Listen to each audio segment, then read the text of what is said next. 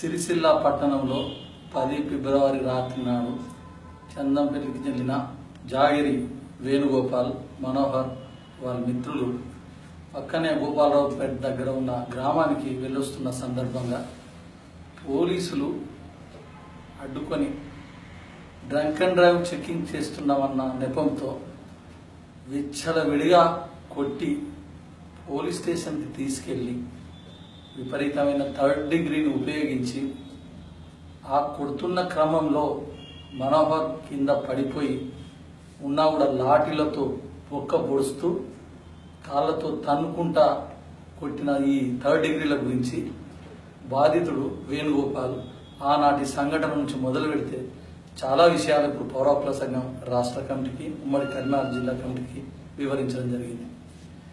సిరిసిల్ల పట్టణంలో గత కొద్ది రోజులుగా పోలీసులు ఈ విధంగా చేస్తున్నారంటే, ఒకవైపు ముఖ్యమంత్రి కేసీఆర్ ఫ్రెండ్లీ పోలీసింగ్ అంటుండు, పోలీసులు బాగా పనిచేస్తున్నారని కితాబిస్తుండ్రు.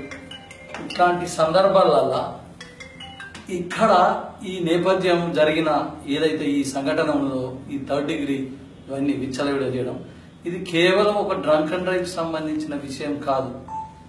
ప్రభుత్వం ప్రజలను ఒక భయభ్రాంతులకు గురి చేసి కమిషనరేట్ల పేరుతోటి జిల్లాల రీఆర్గనైజర్లతోటి ఈ ప్రజలను తమ గుప్పిట్లో పెట్టుకోవడానికి ప్రశ్నించే గొంతులు లేకుండా ఏ నెపమైనా కూడా ఇవన్నీ చేస్తుంది. గత కొద్ది రోజులుగా కరీంనగర్ జిల్లాలో చూసినా ఇతర జిల్లాలలో చూసినా కూడా పోలీసులు చేసిన విపరీతమైన టార్చర్ తోటి యువకులు సూసైడ్ చేసుకుంటారు లేదా అంగవైకల్యంతో పోతుంది.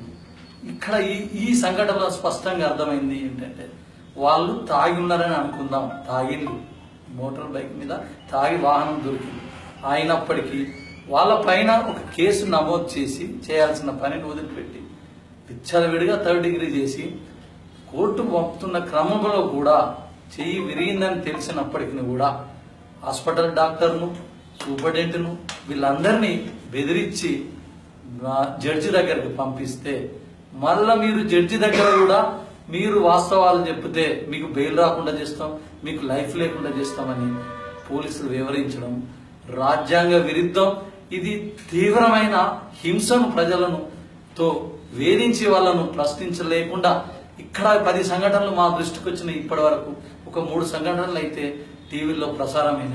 ఇవన్నిటికీ ఒకటే పరిష్కారం, ప్రభుత్వం చట్ట ప్రకారంగా రాజ్యాంగ ప్రకారంగా నడుచుకోవాలి. అట్లా నడుచుకోవాలనేది ఇష్టం లేకనే ఇక్కడ పోలీసులను విచ్చలవిడిగా వాళ్లకు అధికార దుర్వినియోగానికి విధులు పెడితేనే ఇవన్నీ జరుగుతున్నాయి. పౌర హక్కుల సంఘం మేము ఒకటే డిమాండ్ చేస్తున్నాం, తక్షణమే ఇటువంటి టార్చర్ కు కారణమైన ట్రాఫిక్ ఎస్ఐ లింగమూర్తిని విధుల నుండి సస్పెండ్ చేసి ఆయనతో పాటు ఉన్న 8 మంది కానిస్టేబుల్ పై క్రిమినల్ కేసు నమోదు చేయాలి, వాళ్ళని విధుల నుండి తొలగించాలి, క్రిమినల్ కేసును నమోదు చేయాలి. ఒక స్వతంత్రమైన ఒక సిట్టింగ్ జడ్జి తోటి న్యాయ విచారణ జరిపించాలని పౌర హక్కుల సంఘంగా డిమాండ్ చేస్తుంది. ఇందులో బాధితుడుగా ఉన్న మనోహర్ ఒక ఆర్మీ జవాన్ అని కూడా చూడకుండా ఐడి కార్డు తీసుకొని విచ్చలవిడిగా మాకు ఎదురు తిరుగుతారని కొట్టడంనే పోలీసుల నైజాన్ని చెప్తుంది.